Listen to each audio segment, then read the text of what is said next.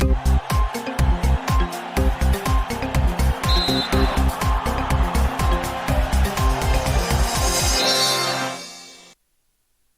mtazamaji wa Channel 10 Plus, unaendelea kutazama taarifa ya habari, na sasa ni ule wasaa kutazama habari za michezo na burudani. Langu jina ni Esther Mtebe, na tuanze na habari za kitaifa. Kocha mkuu wa timu ya taifa ya wanawake Twiga Stars, Bakari Shime, amesema kambi ya timu hiyo inaendelea kama ilivyopangwa licha ya kutokuwepo kwa mchezo dhidi ya Ghana katika mashindano ya kirafiki ya Pink Ladies Cup. Shime amesema benchi la ufundi linaendelea kuwatumia wachezaji waliopo kambini kuboresha mbinu, kuimarisha utimamu wa mwili pamoja na kuongeza uzoefu wa kimataifa kwa ajili ya maandalizi ya mashindano yajayo. Akizungumza pia mabadiliko ya ratiba ya fainali za WAFCON 2026, Shime amesema mashindano hayo sasa yanatarajiwa kufanyika kuanzia Julai 25 hadi Agosti 16, 2026, jambo ambalo linalotoa muda zaidi kwa timu kufanya maandalizi bora. Amesisitiza kuwa Twiga Stars itaendelea kutumia muda uliopo kujipanga vyema ili kuhakikisha timu inafanya vizuri katika mashindano hayo makubwa ya soka la wanawake barani Afrika.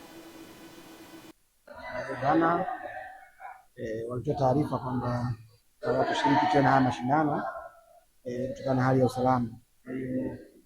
Mchezo ule hautokuwepo. Badala yake tulikuwa tukiendelea na programu yetu ya mazoezi, especially kwenye mazoezi ya timamu, sababu ndio area ambayo kwenye kambi yetu hii tulitilia mkazo. Nakumbuka tangu tumeanza kambi yetu pale Egypt mpaka kufikia hapa, tumekuwa tukisisitiza sana swala la utimamu wa mwili kwa wachezaji wetu.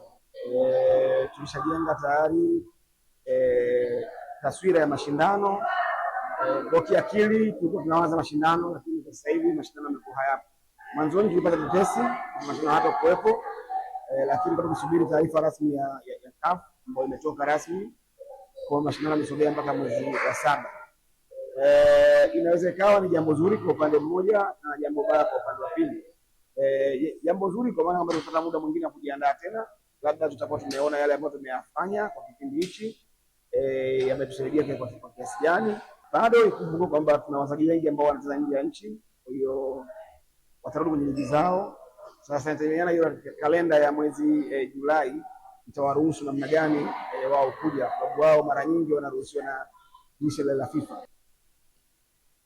Kwingineko, katibu mtendaji wa Baraza la Michezo la Taifa BMT, Bi Neema Msita, amekutana na kufanya mazungumzo na mwenyekiti wa chama cha cricket Tanzania, Daktari Shiril Kumar, pamoja na mkongwe wa mchezo wa cricket kutoka India, Bwana Sandip Patil G. Mazungumzo hayo yalilenga kuimarisha ushirikiano na kubadilishana uzoefu katika kuendeleza na kukuza mchezo wa cricket nchini. Msita alisisitiza umuhimu wa ushirikiano kati ya wadau wa ndani na wa kimataifa katika kuimarisha maendeleo ya michezo wa cricket nchini, huku akibainisha kuwa BMT itaendelea ushirikiana na wadau wa vyama vya michezo vya kimataifa ili kuhakikisha michezo inakuwa na kufikia kiwango vinavyohitajika. Aidha, Sandip na Shiril Kumar wameeleza utayari wao wa kushirikiana na wadau wa michezo nchini katika kuendeleza kriketi kupitia kubadilishana uzoefu, mafunzo na programu za maendeleo ya michezo wa kriketi nchini.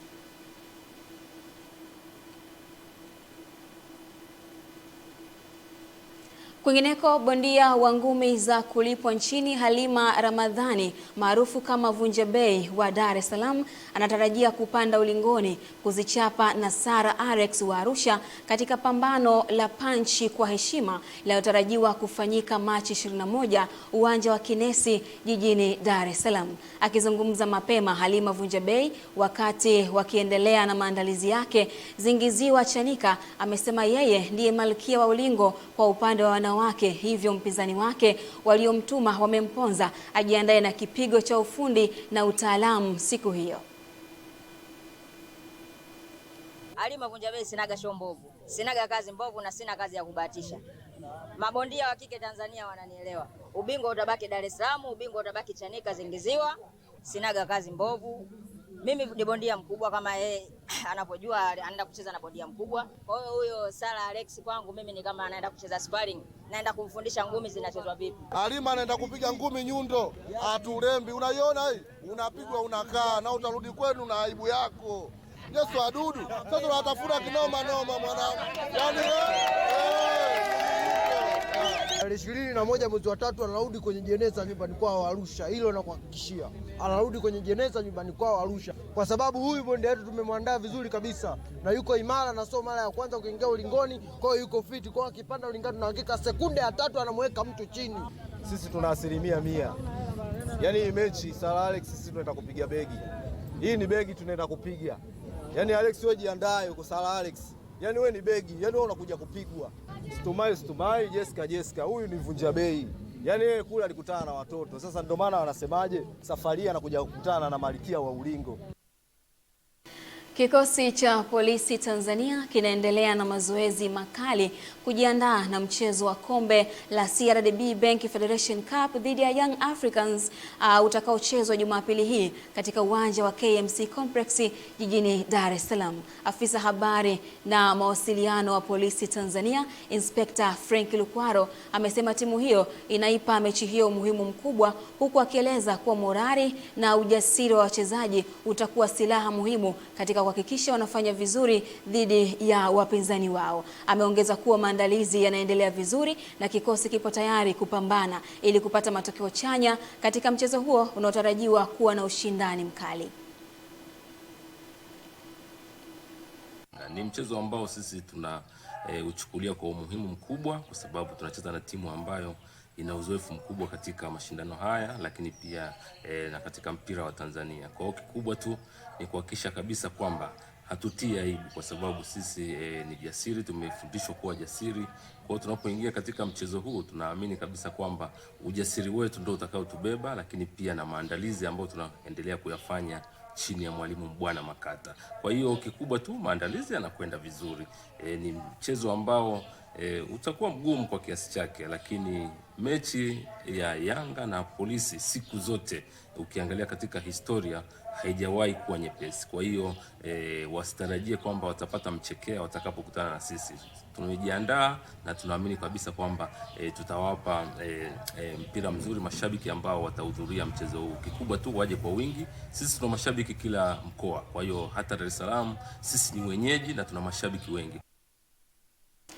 Mwenyekiti wa shirikisho la michezo la mashirika ya umma, taasisi na makampuni binafsi Tanzania, SHIMUTA, Lozrin Masamu, amekabidhi rasmi sare za michezo kwa wafanyakazi kwa katibu mtendaji wa Baraza la Michezo la Taifa BMT Neema Msita, yenye lengo la kuimarisha sekta hiyo kwa wanachama wake kote nchini. Masamu amesema hatua hiyo inalenga kuongeza ushirikiano kati ya BMT na SHIMUTA katika kukuza na kuratibu michezo mahala pa kazi kwa wanachama wa shirikisho hilo na kuimarisha ustawi wa wafanyakazi kupitia michezo.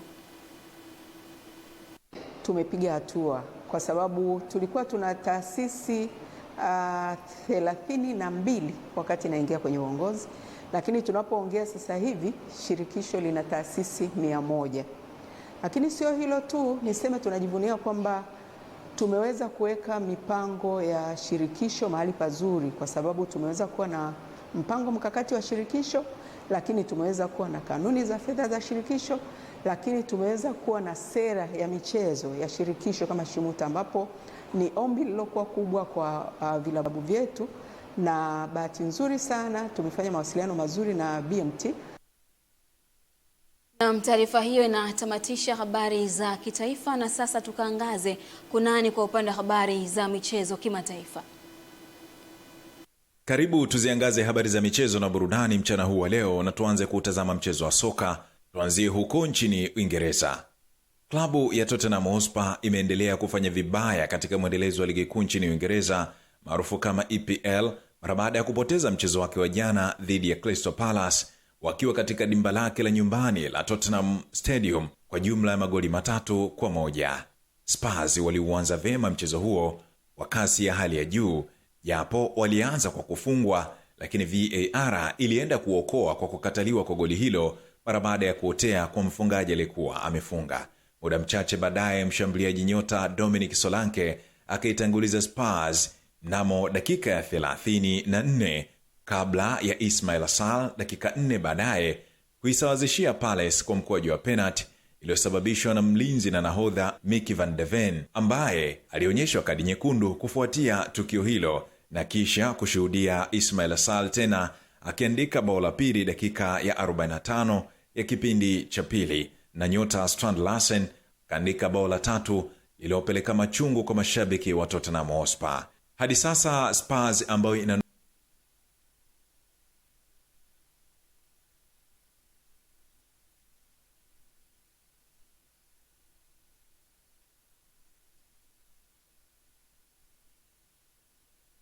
nolewa na kocha Igor Tudor imecheza michezo 29 na kupata ushindi katika michezo 7 pekee, ikitoa sare michezo 8 na kupoteza michezo 14, na ikiwa katika nafasi ya 16 ya jedwali la msimamo wa ligi kuu nchini Uingereza EPL, ikiwa ni moja ya matokeo mabaya zaidi kwa misimu ya hivi karibuni.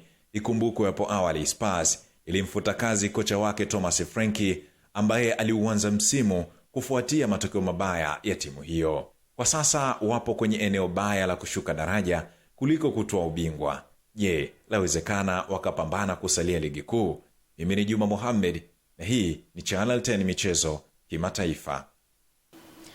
Namna tukiwa kwa upande wa habari za burudani, ambapo kutoka mitandaoni, Rais wa Marekani Donald Trump ameibua mjadala mkubwa mtandaoni baada ya kupokea kundi la wachungaji katika ofisi ya Oval ndani ya White House, ambapo walimuombea ili aweze kuliongoza taifa hilo kwa hekima, nguvu na uongozi thabiti. Katika tukio hilo lililonaswa kwenye picha na video zilizosambaa kwa kasi kwenye mitandao ya kijamii, wachungaji hao walionekana wakimwekea mikono Rais Trump, huku wengine wakinyoosha mikono yao kuelekea kwake wakimuombea baraka, ulinzi na mafanikio katika majukumu yake ya kuliongoza United States. Mmoja wa wachungaji aliongoza maombi hayo alisikika akisema, umpe uimara unaohitaji ili aweze kuliongoza taifa letu kubwa. Baada ya kusambaa mitandaoni, tukio hilo liliibua maoni tofauti kutoka kwa watumiaji mitandao ya kijamii. Baadhi walimsifu tukio hilo wakisema inaonyesha umuhimu wa imani katika uongozi wa taifa, huku wengine wakianzisha mjadala kuhusu nafasi ya dini katika siasa na uongozi wa kisiasa. Hadi sasa video na picha za tukio hilo zimeendelea kusambaa kwa kasi, zikivuta hisia na mijadala kutoka kwa watu mbalimbali duniani. Na hivyo ndivyo ambavyo tunatamatisha habari za michezo na burudani kwa usiku huu wa leo. Jina langu ni Esther Mtebe, anarudi hapa Juma Mohamed kwa ajili ya kutamatisha habari ya kutwa nzima.